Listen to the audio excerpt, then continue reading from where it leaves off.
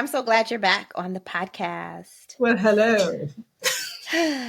Audience, she's here. I mean, she's like been playing hard to get. I don't know where she noticed playing. I tell you them what's been going on. Come here. This is why I've been busy. Come here. Come here. Shh. Hold on. Let me see if she'll come out. Come here. Come here. This is my new Steve I love so much, and she takes up all of my time. This is Anise. She is my foster dog. Actually, I rescued her, and yeah. So that's been part of the reason. I have a new baby. You know how new moms are. Yep, new moms. You had your maternity leave, and now she's back. I'm back. Yes, we got her a little bit more trained, so now I can have her in the house, and she's kind of free roaming, and I don't have to worry about stuff too much. Okay. Yeah, so we're good. And she already has a potential adopter, and I've only had her for a little over a month. Okay, you have to tell me about this because, like, give me the details, because you were telling me that your foster dog,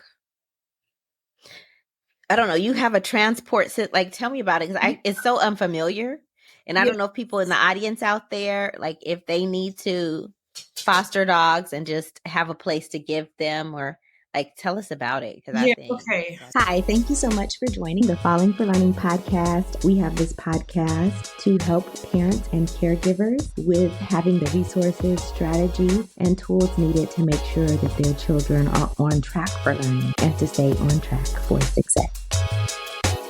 So I have this thing. People collect different things. Some people collect coins. Some people collect vintage, milk glass vases. I collect dogs. And I don't keep them because I would have 20 dogs, and that's just not sustainable. So I partnered with Three Little Pitties, which is here in Texas, an amazing rescue. And, they are very well established. They have a great program. They have a great veterinarian program. They have a great training program. Beautiful facility. The dogs are kept safe and they're exercised. They have tons of volunteers. So whenever I find a dog that I know would make an amazing pet, I, just tell them, hey, I found this dog. I am willing to foster. Can you help me find her a good family? And that's what they do. They have a social media crew that, puts this great montage together for her. Like, she's got like little glamour shots, little video. I'm Anise.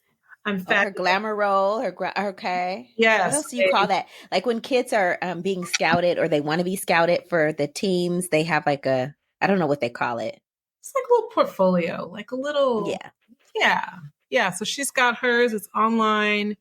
And because they are such a good rescue and they really do, they have great outreach programs. They have spay and neuter programs. They just do so much for people who are animal lovers like myself.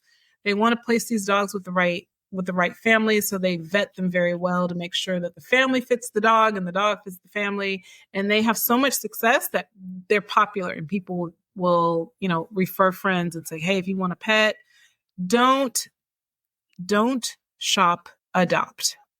And that's don't shop, adopt. So we're going to definitely put that in the show notes, because I know some families out there, that would be great. They want to know, like, if they could foster a dog, or, they might be collecting dogs and they may need to give some away, but they don't want to, leave them just out on the street or whatever. Can you tell us a little bit about the dog story? My dog. Oh, okay. So I took a year off from fostering back in November. My last dog was placed in November.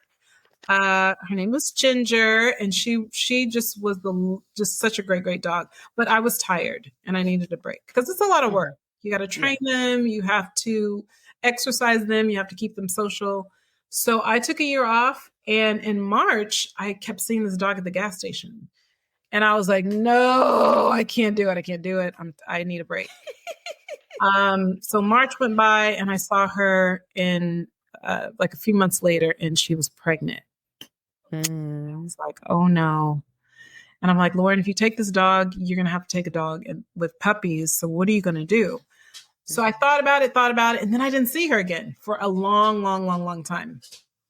And then the next time I saw her, which was in August, she was no longer pregnant. So I went around the area and asked, hey, have you seen puppies? Do you know this dog? Do you know who owns this dog? They're like, oh no, we just feed her. She hangs out. She's just kind of a stray. There was a food truck out there. So, she was in the trash at the food truck. Never found the puppies. But then one day I was driving home and I did see a little puppy in the street, RIP. And I said, that's it. I'm going to get her. So August 19th, and she knew me by then because I'd seen her at the gas station several times. I gave her like a little treat, pat her on the head. But yeah, I got her on the 19th. She came straight to me. She was like, I was waiting for you. Out of retirement, out of foster dog retirement. Yep. And got her in the program immediately. And they were like, we love her. She's great. And her application is out there already. Three Little Pitties, look her up. I wish I had some more information. So maybe if some of the listeners want to check her out. But she's got applications already. She'll probably be gone. She's a hot commodity. But at least if you weren't aware of Three Little Pitties, yes, this is something. I mean, when we think about falling for learning and getting our kids involved with the community, like this is something they could do. They could help foster dogs. They can help, volunteer, because the dogs are just out. And then unfortunately, like she said, the puppies, at least we know that one of them or more, probably more, because we don't know where the puppies are, did not survive. Yeah. We're doing a service for the community, and that could be a pathway, to a kid's career or something like that. So, or just a lifelong hobby. I mean, it gives your life dimension and purpose or whatever, Every dog. An additional purpose, Yeah. I tell people every dog is an emotional support dog. When I'm having our day, we can go play fetch. I feel instantly better. Just taking her for a ride in the car, I feel instantly better. There's something about the way that dogs kind of like, they're studying you. They want to know all about you. And something about the connection is just, it's therapy. So lots of young volunteers at the rescue too. So absolutely get your kids involved. Okay. All right. So you're back with us. Yes. And so the school year has been underway. We've had lots of different interviews and stuff like that. What are you noticing this year? Like what's going well? What's happening? Going well. Well, I am self-contained this year. Last year, I am departmentalized this year. Last year I was self-contained, so I taught all subjects. This year I'm only doing language arts and social studies, which is less work in the sense of I don't have as much to plan for.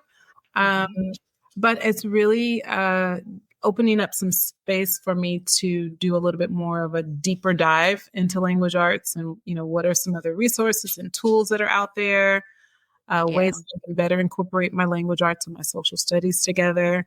So even though I miss having that intimate group, that core 20 kids, and that's all I have. And we, I can kind of manage my time a little better now because I have that hard stop and you got to switch classes. I have 40 kids now. But this week, I think I have learned all their names because that was, wow. When did you start though? We started August 18th.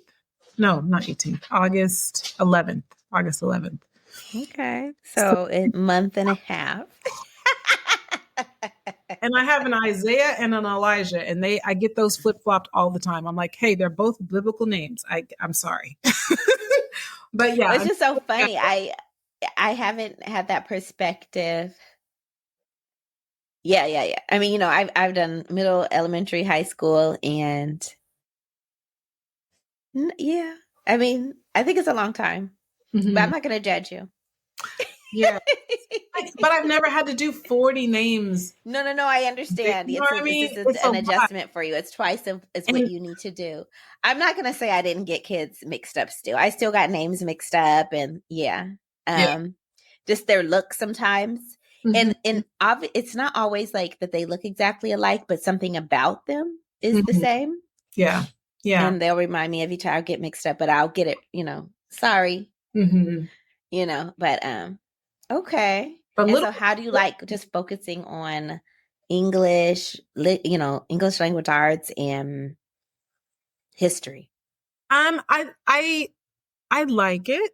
I think we're doing a science of reading. Our program is Amplify Reading, and I really love the program.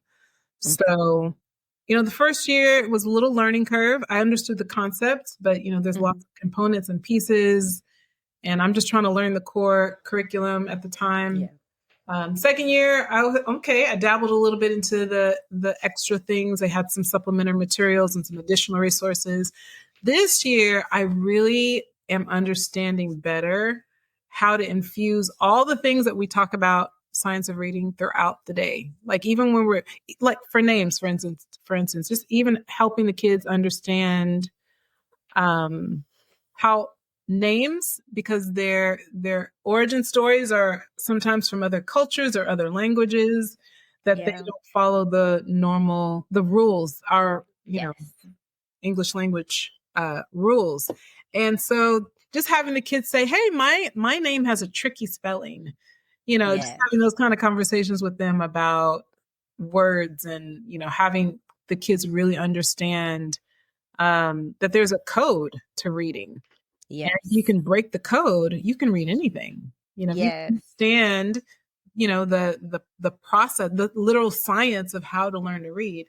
So even though I have kids who are maybe they're not fluent readers, I love how I've been able to kind of help them have this mindset of even if you just can decode and segment words, that counts. So like, I can't read yet. I'm like, sure, you just read that word. Yes, you had to go at cat, but you read it. That counts. Yes, so, I have had those conversations. As you know, I'm a interventionist for literacy, and I am working on my reading specialist credential. Yeah, so I'm working on that. I've already been trained in Orton Gillingham letters, which is, I always like to say what acronyms mean, but I can't remember right now. LETRS. Which is why we have acronyms. We have the alphabet soup because we don't have to remember what. Anyway, so we're working on that, and I've been getting like great training from my program through my district, and then really good training from we have academies like for our interventionist once a month. We go, and today on Friday we went to go see one of our leaders that is an interventionist. She's been an interventionist for 5 years to teach. It's a group of us, about 10 of us watched her class. Her and her instructional aide were teaching a small group and switching kids. It was about 6 of them. And it was just really good. She had so many layers of things, like little Magna doodles for them to write on when they were doing their auditory drill, where they had what letter makes the sound. So they have to say M, and so they, on their little Magna doodle thing, they wrote M. And they could erase it for the next one, and they're like, which letters or spells sh. So you could put SH on the Magna doodle and it erase. So I was like, that is so nice. And they're segmenting, oral segmenting, where they're like at or pat. Then they had like a pipe cleaner, and it was like, it had like 3 bumps on it or something. Like, I don't know. So they could kind of like feel the 3 bumps, like, I love 3 sounds. That. At. So they touched it 3 times. Yes. So it is like so many like layers of things, because I was actually high school right before this position, but I actually don't keep I never taught. Well, I taught a first grade class long time ago at a private school before I started in public school. But I did grow up teaching kids to read, but I didn't have like the science of reading. I didn't do it. I did it like systematically and as in some ways, but obviously there's so many layers to it. Right. And what's really important about it is when a student is struggling to learn how to read, to break that code, these extra modalities and manipulatives help them to grasp the concept. Because me just saying to you, at, you may not get it. And some kids get it and they don't need it. But the kids who need it, it's very helpful to have these different manipulatives so they could see you doing bat or using your arm or doing your at, like you're helping them through. And that's who I serve as an interventionist. If you're a struggling reader, so we need those extras.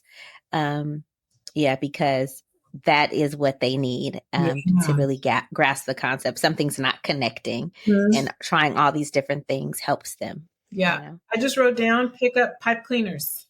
I love it. I learned so much by just going.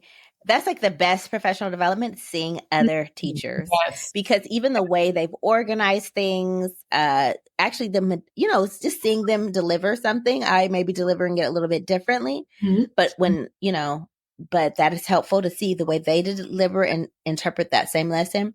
But then also just how they organize things, how they have things up. All of those things were very helpful for me. So I was very excited to be able to see that. And they had something in the book, the teacher's edition, that was saying manipulative letters, right? And I got some magnetic letters, but they were all separated and they were like 7 S's, 7 T's, like all in a row, right? But it just took so much time. I would be like, okay, let's pass out the S's. Let's pass out the T's. Let's pass out the A's, right? We did it and it worked, but takes a long time. And we only have 30 minutes for the kids, right? But finally I saw it had magnetic trays, like cookie sheets from the 99-cent store, which is no longer 99 cents. But anyway, magnetic cookie sheets. And then we had the alphabet typed out, right? And then it was very similar to the magnetic letters. And then you put them on top of it on the tray. So it's all magnetic. I'll show a picture. I need to show a picture, but it just was such an easier way to organize it. Right. So I got 6 of those printouts and then magnetized those letters on top of the typed letters, right? And then put it on the cookie tray. And so then now kids will have their whole ABC alphabet already organized with magnets. And then you could pull down the S, pull down the A, right? Rather than, let me pass out an S, let me pass out an A. Right. Ooh, I forgot to pass out the B's. Okay. Right. So now we have everything A through Z there, and we could easily make cat and then put it back at the CAT, put it back. If we just need to change the C to B, pull down the B. Right. And so it was just so nice to have those materials. And I'll actually put those in the show notes so you'll I love that. Yeah. So it's just so much easier to organize it, easier for the kids to put it back together at the end and store it. Cookie sheets. Okay. I got pipe cleaners and cookie sheets now.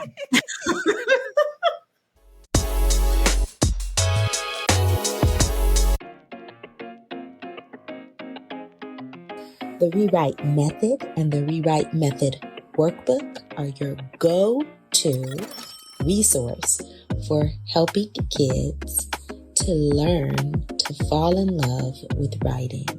It has the tips, tools, resources, strategies, and skill-building activities to help kids fall out of writing hate and into loving to write. Get your book set today.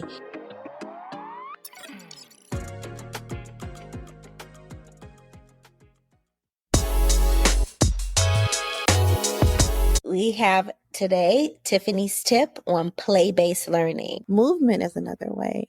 Just maybe making, playing like a freeze dance type of thing where you're like, have the music going and then you have like, a magic word that makes everybody freeze, or, you're counting and you're jumping around, and you're hopping and you're counting as you hop, and just all kinds of fun ways that are learning that aren't as the conventional way that you typically think of, sitting at a desk with your pencil and your book and your paper and things like that, kind of thinking outside of the box in that way. And I also wanted to share some of the Instagram accounts that really inspire me when I'm trying to come up with ideas and things to do with the kids.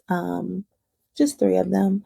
One of them is where learning meets play. So it's like where_learning_meets_play. Okay. That's a really cool teacher in Australia, actually. And she has this big, beautiful classroom with so many just engaging toys and manipulatives and textures and colors, and it's just like a dream. So I like to see what she comes up with, what she sets out for the children. Each day she just makes it so beautiful and engaging, and it's like I want to go to her class and like do some of the activities. I'm so inspired by her. And then there's Mulberry House Play School.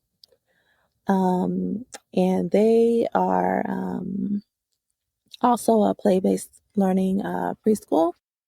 And it's just beautiful how everything is set up for the kids. It's very engaging, and the kids just, their creativity is on full display. They are just in there creating and playing and building and making all day long in such a fun environment. So I get a lot of inspiration from that Instagram account, and she has an amazing Amazon storefront where you see all the materials that she has at her school. You could buy them, some of them to kind of help your kids, but I really find her really helpful. And then another one is called Tinker Wonder Play.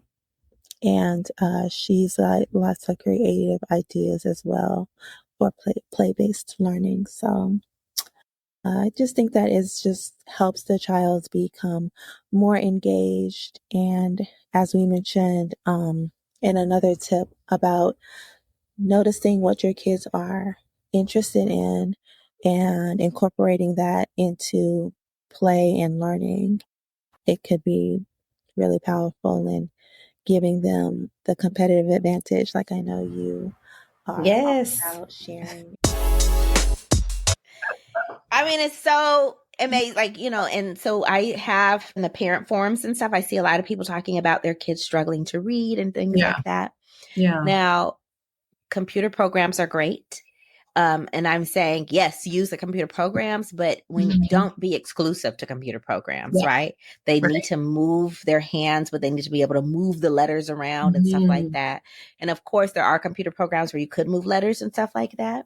Yeah. But if your child is, try what you can, try different things, because you don't know what it is that's going to get it unstuck. Yes. Because some of our kids are stuck. They're not making the connection in all of these different ways. Seeing it over again, the B again, the A again in a different form. It's Magna, it's online, it's typed, it's on the whiteboard, and then at some point it's like, oh, that cat, they're going to get it, but trying these different things are really worth it. And the kids have fun. We also use sand. Oh, okay. Yeah. So they gave our district gave us sand. Wow. And so then, then you could write. Now, where is the sand? In the trays? You put it in a little tray? The sand is in trays, yes. So it still makes a mess. Still makes a mess. Please have It's it. in trays. And so you have cat, right? And you could write cat. Yeah. At, right, in the sand. And then you also could do your auditory drill. Which letter makes the t sound? And you could just write T. So wherever they are in the lesson or wherever they are developmentally, this sand can be helpful. Nice. Yeah. Have you ever seen the shaving cream in a little Ziploc bag with a little food coloring? And so then they can use the little Ziploc bag and with their finger pressing the letters, they can write in it. And it just makes the shaving cream kind of separate so you can see where your finger has written the letter. That's helpful. I like that. But yes. My instructional aid is great, but she doesn't like I'm the only one who does the sand. She's just like, she doesn't want it. It's too much, and I'm fine with that. It's fine, it's fine. I use the sand every once in a while. I don't use it like every day, and not even once a week. But we pull it out every once in a while. And the kids like beg for it, like, can we get the sand? And I'm like, okay, next week the sand. So outside and do an outdoor lesson. That would work. I like that. That could be like we could be out in the cafeteria area that's outside, and it's not so bad because the janitor like sprays it down or whatever. So that would solve some of that. Yeah. Mm-hmm. Yeah. So it is a big mess, but they love it so much. And that's the thing, like parents and educators out there, like try to think about like what's fun and engaging for them. And that's why sometimes it's whiteboard. Sometimes it's magnetic letters. Sometimes it might be the Magna doodle that she has and then she could erase it right away. Right. Sometimes it's the sand, right? Because all of these different ways are engaging to them. Yeah. And then, when the kids are struggling, they are very much aware that other kids around them are moving and they're not getting it. And they're frustrated by it. So having fun and manipulating letters and words in different ways helps them to focus again on it. Yeah. And hopefully, keep trying, because some of that when they're saying I can't read is also a sign of them giving up, right? Like I can't do it. Like you can do it. You are doing it, right? And yeah. So it's really important. Gotta dial into that. Absolutely. One of the things I really love about our reading program is how systematic it is. So they spent about 20 lessons in review, like reviewing sounds and reviewing sight words or tricky words, whatever you want to call them. And then last week was the first time they read out of their reader. So they're like, oh, you get a first grade reader now. So they open up the reader, and lo and behold, all the words on that first page, and it's only like 2 pages of text, and it's maybe 3 sentences, maybe per page, lots of pictures, but it's all the words we've been doing for the past 20 lessons, right? So everything on there, they've seen it, they've read it, they've sounded out, they have interacted with these words in lots of different modalities. So they sit down and they open the book and they're like, I know this. I know all these words. So now it's just a matter of having them read it fluently. So that's where we're at now. Like they're at the point where they're feeling like, oh, wow, maybe I can read. But we talk about reading like a robot versus reading like you're speaking. So that's, I said, if I talked to you like this all day, you would fall asleep. So just trying to add some inflection. And I said, once you get comfortable, that's why you have to read it over. So they're finished with their work. Like, I'm finished. I'm like, okay, go get your reader. I already read it. Like, you're going to read it again. You're going to read it over and over. And that's the reason we're having you read it over is so you want to get to the point where it sounds like you're talking. We want you to sound like a teacher. So I even have I got the little Janet Jackson headphones, with the little microphone now. So now kids can read to their partner on the microphone, and they're trying to see who can sound the most. Sorry, it's my child.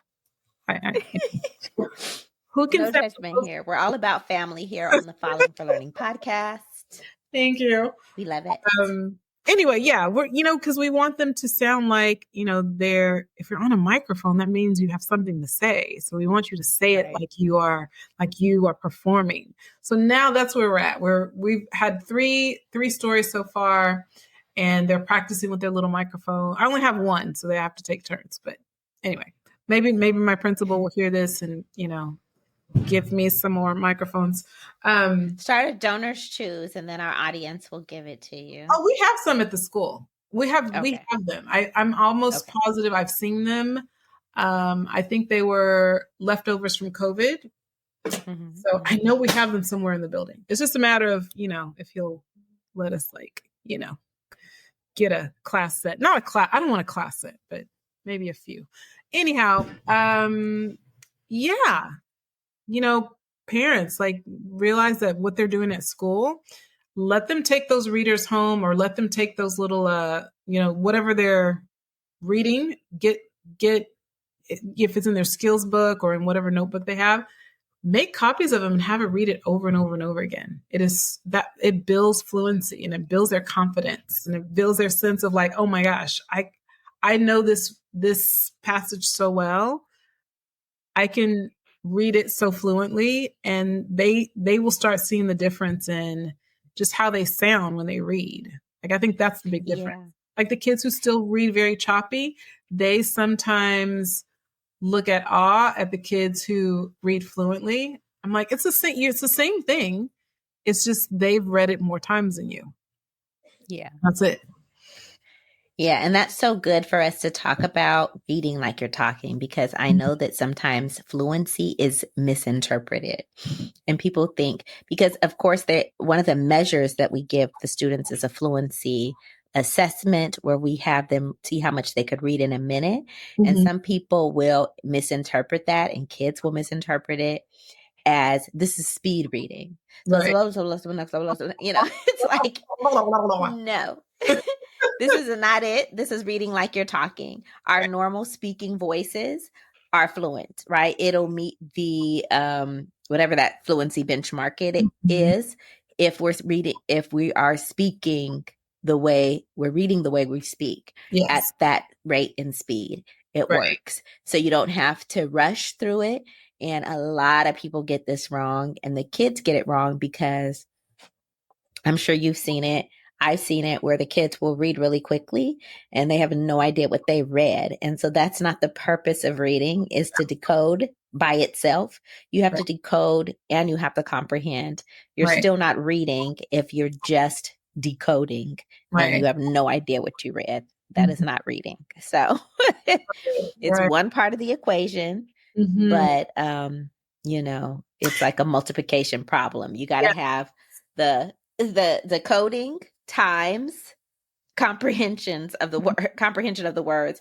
And if you got a 0 comprehension of the words, but you've read, it's like 100 times 0, 1,000,000 times 0. The answer is 0. There's no reading there. So it's important to know that. And I think also intonation helps I feel like your brain, like I said, if I was reading like this all day, I think my brain would just fall asleep. So it would be boring.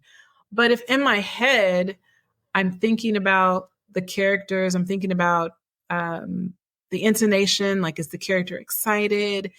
All those little things that once you get the kids reading and you add that to their toolbox of strategies for how do I grapple with this literature, this text I'm reading, it really does help them with their comprehension to understand, I have to go back and say that again because there's an exclamation mark. I need to say it with excitement, or that's a question. So I need to ask, I need to read it again like it's a question. So I oftentimes have my kids read things over just to give them that opportunity to put those intonations in, so that when they go back and they're reading with their partner, they can practice reading with some feeling. And I think that does really help with comprehension as well. Yeah, that's a good point. Yeah. I was going to say something else, but it slipped my brain. Yep.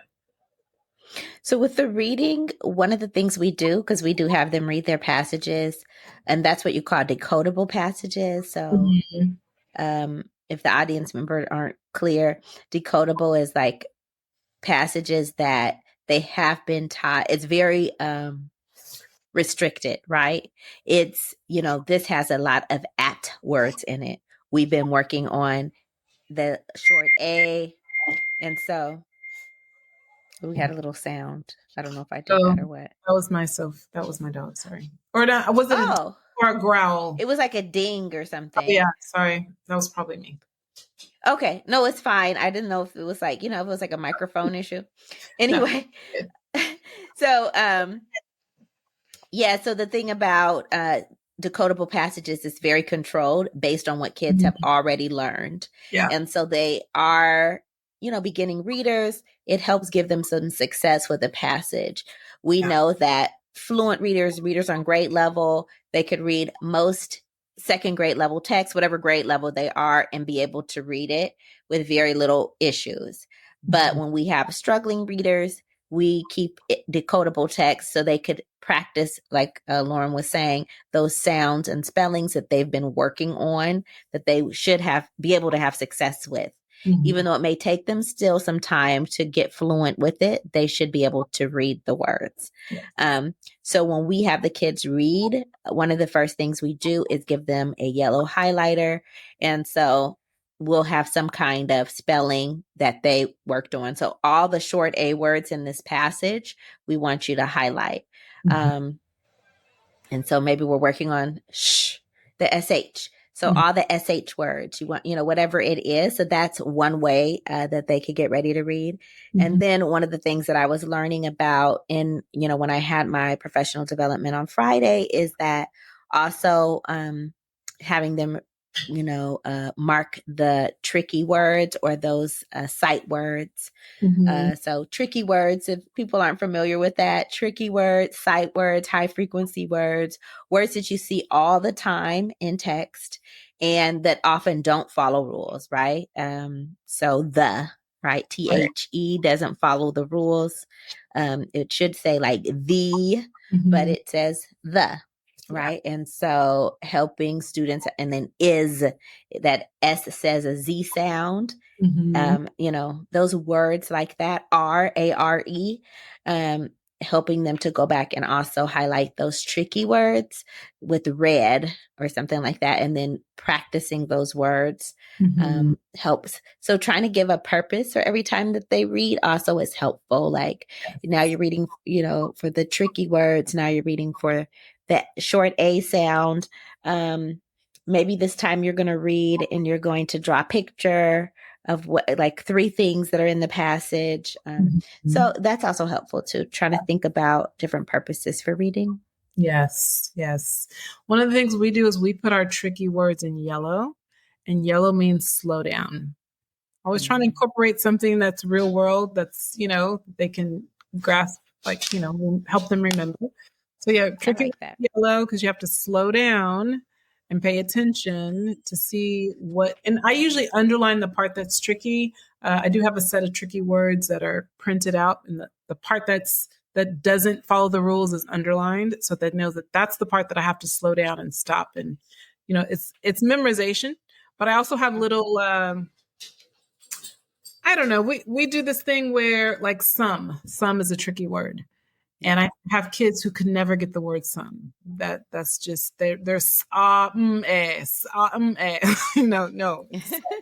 So I started saying, like some money, and I'll put my hand in my pocket, like I have some money. So now when they get to that word, I put my hand in my pocket and they're like, some money. Not some money, but just things to help, that could be a strategy, giving them a signal of some sort to help them reframe their brain for like how to attack this word. So now I know for the rest of the year, they're going to see that word and think of me putting my hand in my pocket. Yeah. So it's great. Yeah. You have to think about what works for them. What works. Yeah. And try all the things, because it's going to help, like you said, some kids don't need that. But the ones who did, now they know the word some, and it's important. Yeah. Even as adults, I think we all have like certain words that we're like, what is that spelling again? Mm-hmm. I don't know. Restaurant. Like we should know it, but we don't. Like, Right. I mean, we do, but we got a question. Like, is that the right way to spell receive? Wait a minute. I know. For me, it's restaurant. I don't know why. Restaurant. I always slow down. Just slow down, right? And ask ourselves, like, yes, I'm right. Like, wow.